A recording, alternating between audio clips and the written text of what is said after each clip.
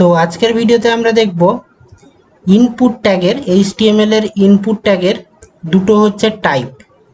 তো প্রথম টাইপটা যেটা হচ্ছে আমাদের, সেটা হচ্ছে আমাদের রেডিও বটনস। তো আমরা রেডিও বটনস ওয়েবসাইটে ইউজ করে থাকি, সেটা আজকের ভিডিওতে আমরা দেখব। আর সেকেন্ড আমরা দেখব ওখানে range.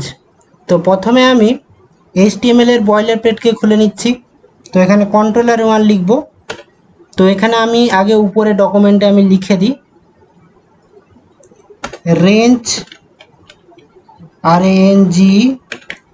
Range and radio in HTML। তো কন্ট্রোল এস করে আমি সেভ করছি, আর এখানে আমি ইনপুট ট্যাগকে লাগাচ্ছি। তো ইনপুটের আমি এখানে টাইপ দিতে হবে। তো প্রথমে আমি তোমাদের রেডিও করে দেখাচ্ছি, টাইপ ইকুয়াল টু হবে রেডিও। তো এখানে আমি এটাকে বন্ধ করে দিচ্ছি।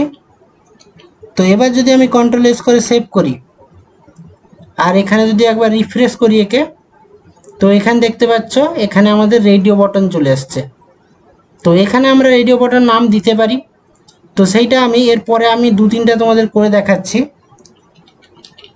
তো এখানে যদি আমি কন্ট্রোল এস করে সেভ করি, তো এখানে দেখতে পাচ্ছ তিনটা আমাদের রেডিও বটন চলে আসছে। তো আমরা কখনো মাল্টিপল চয়েস যদি কোশ্চেন করে থাকি কোনো ওয়েবসাইটে, তোমরা দেখতে পাবে এভাবে রেডিও বটন থাকে, একটা এখানে একটা যদি আমি এখানে সিলেক্ট করি আর দুটো আনসিলেক্ট হয়ে যাচ্ছে, কিন্তু এখানে দেখতে পাচ্ছ তিনটাই সিলেক্ট হয়ে গেছে। তো তখন আমরা কি করব? তখন আমরা এখানে একটা জিনিস করতে পারি, সেটা হচ্ছে আমরা এখানে নেম লাগাবো। তো তিনটাতেই আমি নেম লাগিয়ে দিচ্ছি।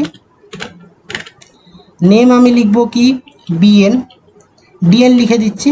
তো কন্ট্রোল এস করে আমি যদি এবার সেভ করি, এখানে দেখতে পাচ্ছ তিনটার উপর থেকে এটা চলে গেছে। আর এখানে আমি যেটাকে খুশি সেটাকে সিলেক্ট করতে পারি। পরেরটা যদি সিলেক্ট করি, এখানে দেখতে পাচ্ছ পরেরটা চলে যাচ্ছে, থার্ডটা গেলে থার্ডটা চলে যাচ্ছে, ফার্স্টটা গেলে ফার্স্টটা চলে আসবে। তো এভাবে আমরা রেডিও বটনের সাহায্যে আমরা কোনো MCQ কোশ্চেনকে তৈরি করতে পারি, যেটাই আমরা এভাবে অপশান থাকতে পারি, এবং এটা চুজ করলে আমাদের ব্যাকএন্ডে সে ডেটাগুলো চলে যাবে। তো এরপরে যে ট্যাগটা আমি তোমার দেখাবো সেটা হচ্ছে রেঞ্জ। তো আমি এখানে লিখছি ইনপুট, আমি লিখছি টাইপ রেঞ্জ। তো কন্ট্রোল এস করে আমি যদি সেভ করি, তো এখানে দেখতে পাচ্ছ আমাদের কাছে একটা রেঞ্জ চলে এসেছে, যেটাকে আমরা কমাতে এবং বাড়াতে পারি। এভাবে বাড়িয়ে আমি যদি এখানে ওকে বটন থাকবে আমাদের, তো তখন যদি ওকে করে দিই আমাদের কাছে অত পার্সেন্ট ডেটা চলে যাবে। তো এখানে দুটো এখানে অ্যাট্রিবিউট আছে, সেটা হচ্ছে মিন আর ম্যাক্স।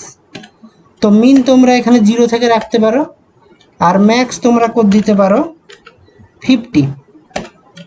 এখানে দেখতে পাচ্ছ 50। তো কন্ট্রোল এস করে আমি সেভ করছি। তো এটা 50 পর্যন্ত চলে যাবে। আমাদের সেরকমভাবে ডেটা আমাদের শো করাবে, সেটা ব্যাকএন্ডে থাকবে। তো এখানে সেটা শো হচ্ছে না।